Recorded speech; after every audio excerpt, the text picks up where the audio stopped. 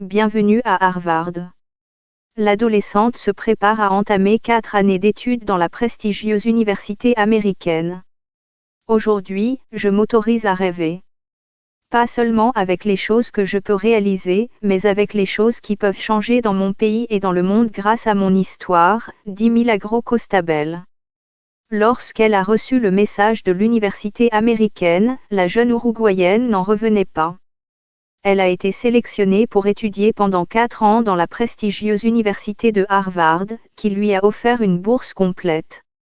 Pour elle, devenue aveugle peu après sa naissance, apprendre l'anglais était un rêve qui semblait inaccessible. Un rêve derrière lequel il y a des années d'amour, d'altruisme et d'apprentissage, pour elle et sa famille. J'ai postulé à Harvard parce que je savais que si je ne le faisais pas, je le regretterais toute ma vie, a-t-elle déclaré. Je n'ai jamais pensé que je resterais à Harvard.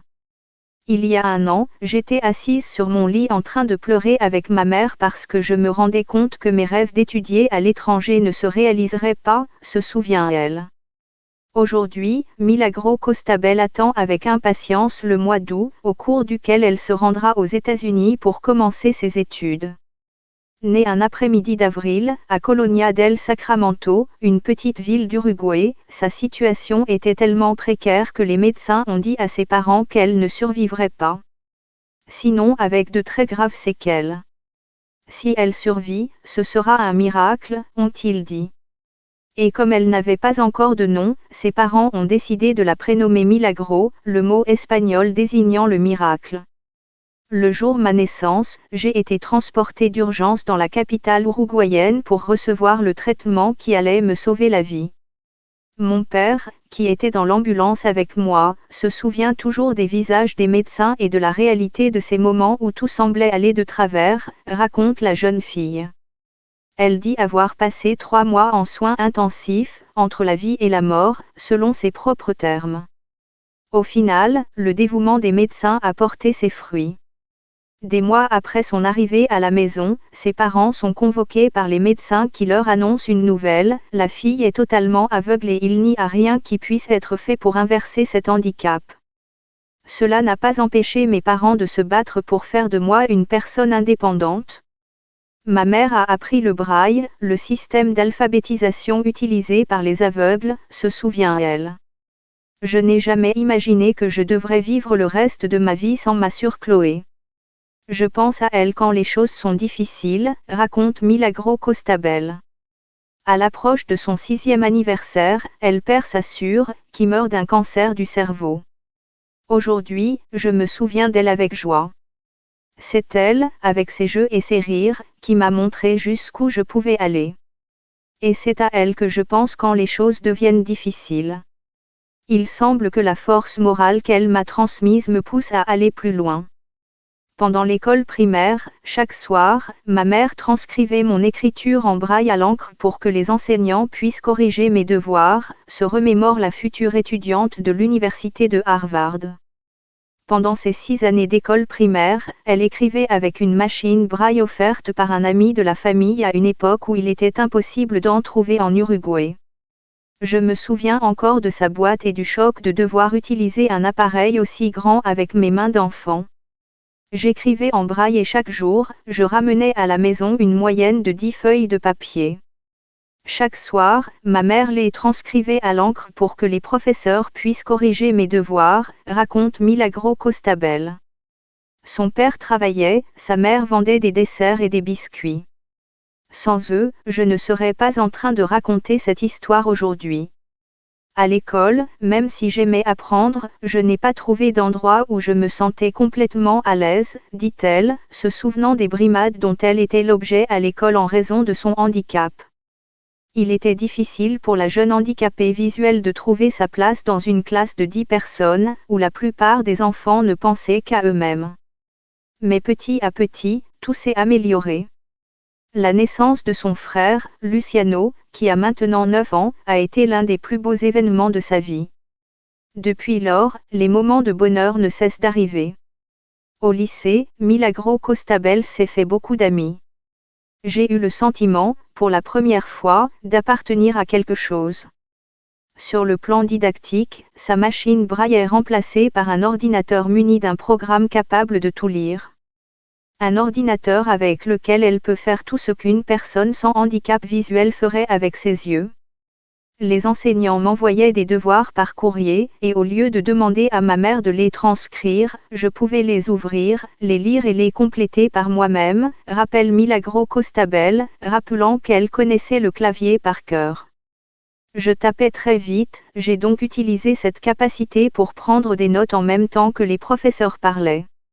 Et la voix du lecteur, qui parle aussi vite, m'a permis de lire des choses à une vitesse que, bien souvent, mes propres camarades de classe n'arrivaient pas à suivre, se souvient-elle. Au cours de ces années pleines de défis et d'expériences, Milagro Costabel a appris à se surpasser, à comprendre ses limites et à défendre les choses auxquelles elle croyait. Des choses dont l'éducation uruguayenne ne tenait souvent pas compte. Dans son pays, l'inclusion scolaire reste un objectif à atteindre, parce que, entre autres raisons, les enseignants ne sont pas formés pour prendre en charge les personnes handicapées. Mais la jeune fille a rencontré des professeurs qui lui ont dispensé, selon elle, le meilleur enseignement possible.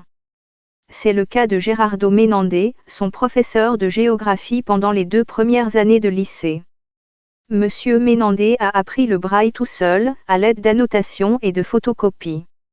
Non seulement il transcrit tous les travaux de Milagro Costabel et corrige son écriture, mais il confectionne des cartes en relief, qui ont permis à la jeune fille de découvrir les continents et la planète. La jeune fille a obtenu son diplôme de fin d'études secondaires en 2019. Avec un seul objectif, partir étudier à l'étranger. Je voulais sortir de ma zone de confort et me prouver que j'étais capable de faire plus que ce que l'on attendait de moi. J'avais déjà postulé pour des bourses d'études. Mais je n'ai essuyé que des refus, plus douloureux les uns que les autres, dit-elle. Après avoir obtenu son diplôme d'études secondaires, elle voulait aller étudier en Espagne. Mais l'aventure espagnole n'a jamais eu lieu. Et à cause de la pandémie de Covid-19, ses parents ont perdu leur emploi du jour au lendemain. Ils avaient un petit restaurant dont les revenus étaient aléatoires, avant même la pandémie. Il y avait des factures à payer. Et l'argent, il en manquait. Je travaillais déjà pour une société de publicité en écrivant des annonces. On ne me payait que $2 pour 500 mots, mais pour moi, qui n'avais jamais eu beaucoup d'argent dans ma vie, c'était une petite fortune. Le premier paiement, effectué après plus de 100 articles écrits, a servi à payer l'électricité et d'autres factures. J'ai passé des heures et des heures à lire, ce jour-là, émerveillé par les histoires qui semblaient sortir de partout et qui me faisaient penser que le monde était tellement plus grand que je n'osais l'imaginer. Raconte Milagro Costabel. Je n'ai jamais autant lu de ma vie que durant ces jours où, à l'âge de 17 ans, j'ai décidé d'essayer de trouver et de raconter ces histoires moi-même. Lorsque j'ai commencé à envoyer des idées d'articles à différents médias, il y avait un silence permanent dans ma boîte de réception. J'ai pensé que les histoires auxquelles je pensais n'étaient peut-être pas assez bonnes ou que je n'étais pas la bonne personne pour les raconter. Mais la première réponse positive a tout changé. Et bientôt, je me suis retrouvée à écrire pour des médias de renom comme Business Insider, Foreign Policy et Euronews, à interviewer des hommes politiques, des économistes de renom et des responsables d'organisations internationales parmi les plus importantes du monde, se souvient Milagro Costabel. Elle continue à aider ses parents et à assouvir sa passion. Les histoires qu'elle mettait en lumière étaient, comme elle les souhaitait, en train de changer les choses.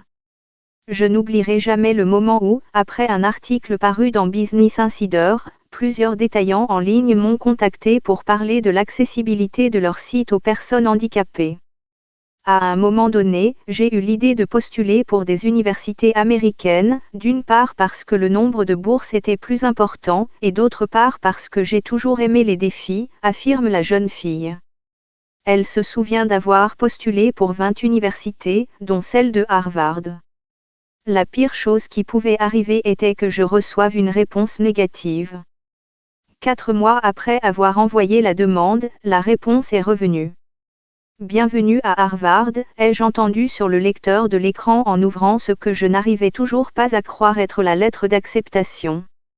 Milagro Costabel a éclaté de joie en apprenant que l'université de Harvard a accepté sa candidature.